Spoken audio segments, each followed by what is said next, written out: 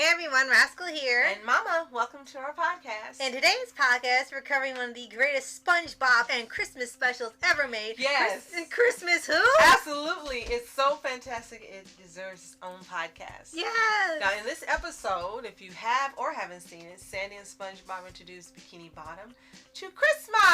Yes. And Santa Claus. Lore, and gather everyone together for their very first Christmas celebration. Yes. And before we start, be sure to like, subscribe, and notification about these on future podcasts and all the pause videos. I'm sorry, Santa Claus. Yes. He's like a genie. Yeah.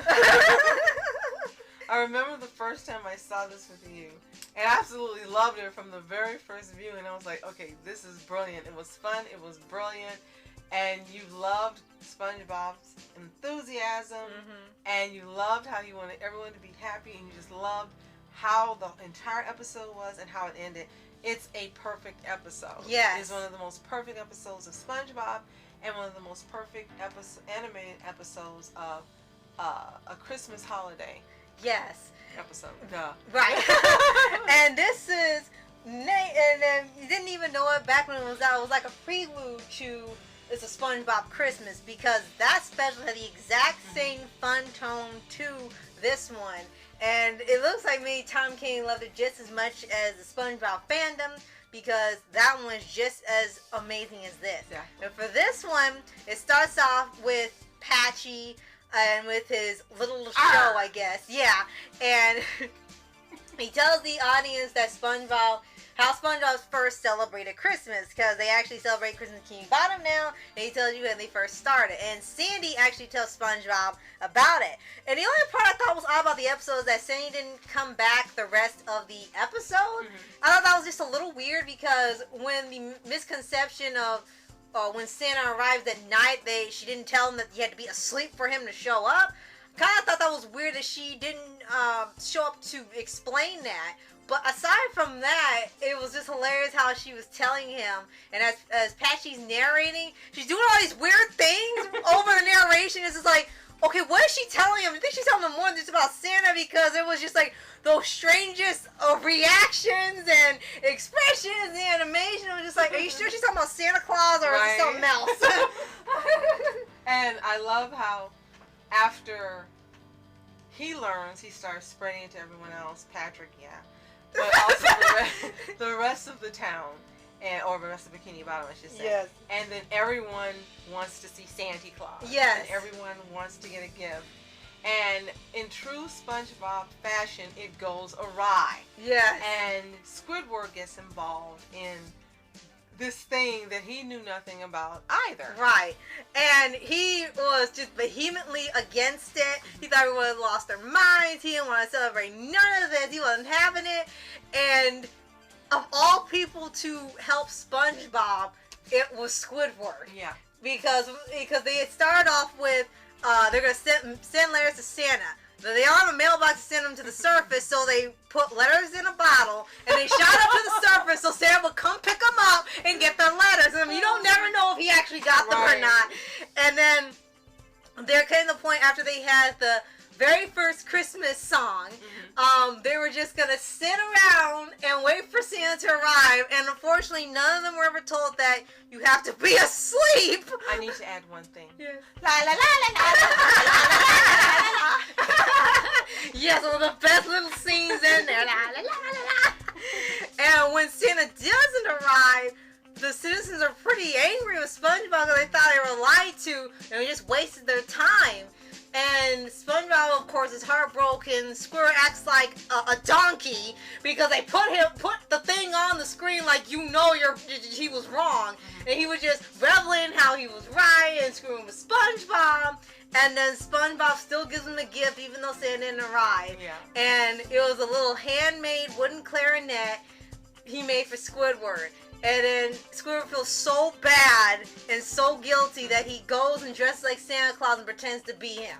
And I think what is so fantastic about this episode, especially for children like you, who didn't really understand what the episode's purpose was, within it, I'm guessing Hillenburg wrote it. I think so, yeah.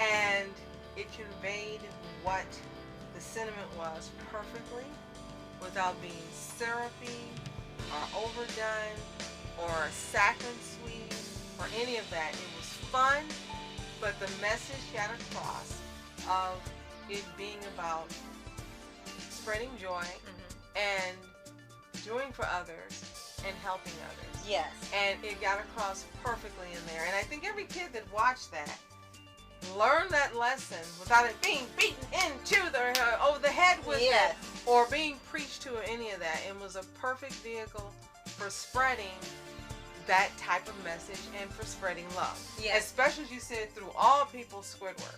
Yes. And it was kind of like a reversal of Band Geeks, where everyone came together to help Squidward. Squidward went and helped everybody by doing this act of kindness. And at first it was just pretending to be Santa so SpongeBob wouldn't be sad, and he was done. And then everyone thought he was Santa. No one knew what he looked like, so they believed it. They thought he was probably a squid. Right. And they wanted to see, like, hey, Santa, where's my gift? Where's my gift? I'm ready for my gift, Santa. And all you think of when you're doing that is Kashima. And Maurice Santa. Oh, no. She'll lose her mind with that. So, with that, he starts getting all sorts of things out of his house, pretending to other things that they asked for, and they believe it.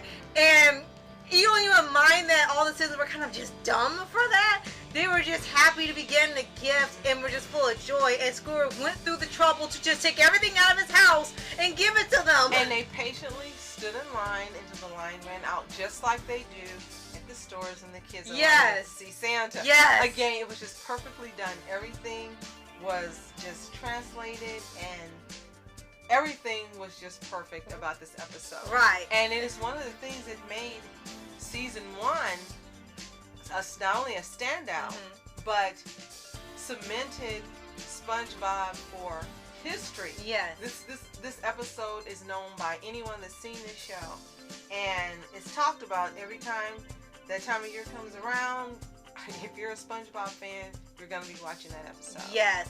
And the ending, Playmaker. right? And the ending too is hilarious and still a little strange. Is that we actually end up seeing the real Santa, who's a little bit of a nut job. At the end, you're like, are you okay, Santa? And Squidward's like, yeah, I'm crazy. I'm just gonna go back inside. And with Patchy and Potty, you even get their little ending where Potty gives him a little Christmas egg as a gift. Like, even live action, you still get a little bit of a happy, feel-good ending. And I love that the whole time with Tom Kenny, like, he always seems like he's having fun playing Patchy just as much as he plays SpongeBob. And it seemed like he really enjoyed talking to the audience in this particular episode and just having fun, being silly the whole time, eating the unbaked cookie dough, reading the letters from kids that the names and address have been withheld because you can't know. Right. And it's always just hilarious and fun watching this episode. And I think it really affected him when he wrote the SpongeBob Christmas special years later. Another wonderful we've already done. You should see something coming up for it now. Right. If you haven't watched it, give it a watch. It's fun. Right. So I think that really sums up this perfectly. It's just a happy, really feel-good episode that is fun for anyone to watch. Even if you happen not to be a SpongeBob fan, you'll love this episode. Yeah. It is just brilliantly done, and again, cemented SpongeBob as one of the best cartoons at that time.